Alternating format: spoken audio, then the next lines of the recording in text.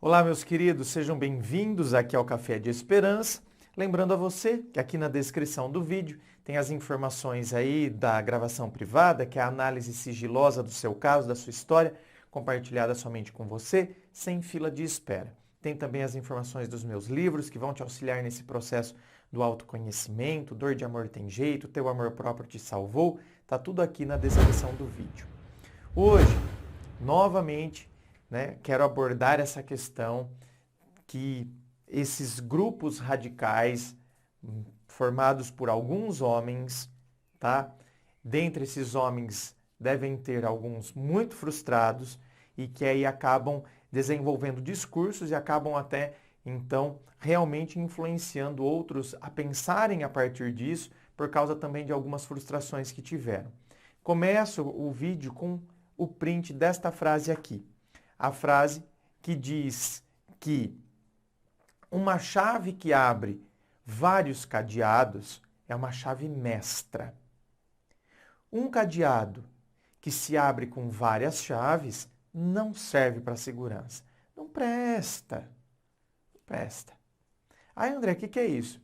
Isso, meu bem, pasme você, é uma frase para querer justificar o fato da mulher ter que ser virgem e o homem não ter problema de ter enfiado o pinguelo dele em qualquer buraco por aí, não.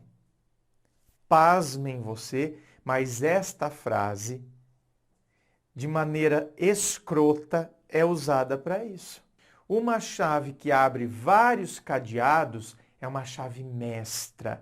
Ou seja, nossa, olha lá o macho alfa, meu Deus, hein? Ele foi lá, chegou, ele é homem, né? Ele está seguindo o instinto primitivo dele de espalhar as sementes. Ele é o conquistador, ele é o leão, o rei da selva, ele é o devorador.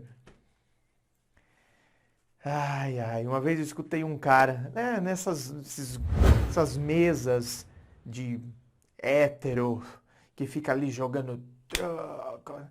Ele falou, eu sou predador, eu sou predador. Tá vendo? Então, ele é a chave mestra. Ela entrou em vários cadeados, como se foi abrindo vários cadeados. Entrou nessa periquita, entrou naquela periquita ali, entrou naquela outra periquita ali. Onde ele quer entrar, ele consegue. Ele entra, querem ele. Uau, é a chave mestra. Agora, um cadeado que abre com várias chaves, então veio um pipi aqui e abriu essa pepeca. Veio outro pipi e abriu essa pepeca. Veio outro pipi e abriu essa pepeca. Não serve bem. Não presta. Gente, é escroto. Pegar um exemplo desse, né, de uma situação física, de uma situação de objeto, né, cadeado, chave, pegar isso e usar. Não, chega, é infantil. É infantil. E usar para querer falar sobre por que que o homem pode... Não, é como se o cara falasse, ó, isso aqui está na Bíblia. Isso aqui está na Bíblia, viu? Ó, tá aqui, ó, tá vendo? A chave mestra, ela abre vários cadeados. Agora, se o cadeado abre com várias chaves, não serve para segurança. Aliás, a frase desse querido aí, né? Mostrou que, na verdade, esses homens, eles são inseguros. Ó, tá vendo? Não serve para segurança. Para eu ter segurança, eu preciso ficar com uma pessoa, com uma mulher que supostamente nunca ficou com ninguém. Então ela vai ser só minha. E hoje, o que acontece? Com a internet, a internet, as redes sociais, elas possibilitaram isso. Possibilitaram que esse cara que era frustrado, agora ele se une com outro. Com outro. Então, cria-se um grupo de pessoas frustradas com esse tipo de pensamento infantil, esse pensamento raso. E aí o que acontece? Um abastece o outro. Então eles vão ficando cada vez mais radicais. Cada vez mais. A grande vantagem é que isso é um grupo restrito. Ah, está aumentando cada vez mais, está aumentando cada vez mais.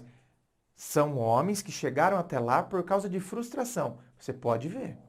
Tem vários homens às vezes deixam comentários aqui no canal, querendo legitimar o MGTOW, e ele deixa sempre o mesmo comentário. Sempre a mesma coisa, sempre falando a mesma coisa. Porque, na verdade, é um desejo dele se autoafirmar.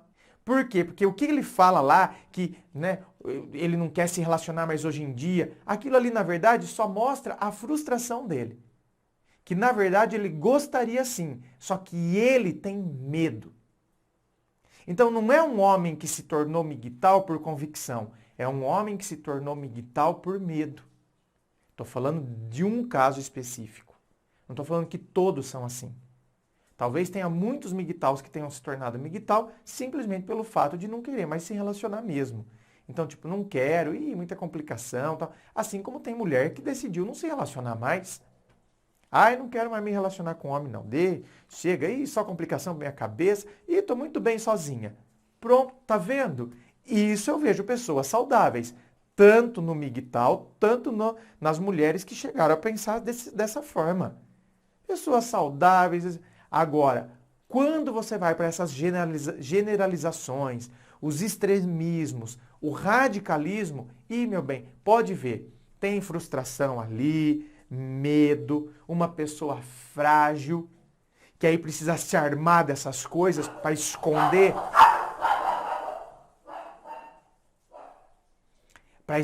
essa fragilidade dela. Outra coisa que a gente vê nesse movimento, né, são essas classificações, macho alfa, aí definem quem é o macho alfa, tem o ômega, tem beta e assim por diante. E a psicologia sabe que não é possível você classificar as pessoas dessa forma, que existe uma complexidade nos comportamentos humanos. Tanto que uma pessoa ela pode ser dominante num determinado grupo e ser submissa em outro. Então não tem como a gente falar que o cara vai ser o macho alfa num determinado ambiente, numa determinada relação. Porque às vezes mudando a pessoa, muda o comportamento. Muda a dinâmica. Quantas vezes você já não ouviu casos do tipo, olha, aquele homem lá, quando ele vivia com aquela mulher lá, coitada daquela mulher, judiação. Ele batia nela, ele xingava, ele humilhava, ele desprezava. Agora que ele está com a outra lá, é outro homem. Então, não significa que ele virou um cordeirinho. Não, significa simplesmente que agora é uma outra pessoa, a mulher também se comportou de uma maneira diferente diante dele, se posicionou de uma maneira diferente diante dele, e agora ele é um cara normal. Não deixou de ser aquele escroto que ele foi com a outra pessoa. Mudou o relacionamento, mudou o comportamento. Isso acontece. Pode acontecer disso não acontecer. Então, o cara é escroto aqui e vai ser escroto lá também. Né? A diferença é que talvez aqui essa daqui tenha aceitado e ainda queira ele de volta, porque tem essa. Além de ter aceitado, ainda quer ele de volta. E aquela lá, a hora que percebeu que ele era escroto, já deu um chutão no meio da bunda dele. Aqui não, meu bem. Então, você vê, essa frase do cadeado, por exemplo, né? Para a gente falar sobre virgindade. Por isso que eu disse em outros vídeos aqui que são pessoas que estão querendo voltar para o século XVIII. São homens que não conseguem ter a cabeça no momento presente.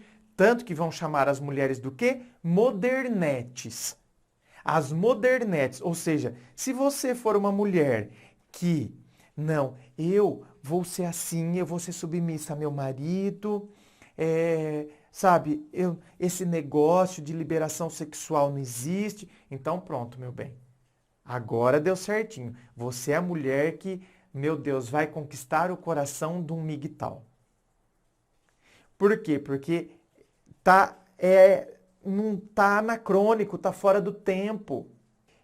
Não que você, como mulher, não tenha o direito de ter esse pensamento.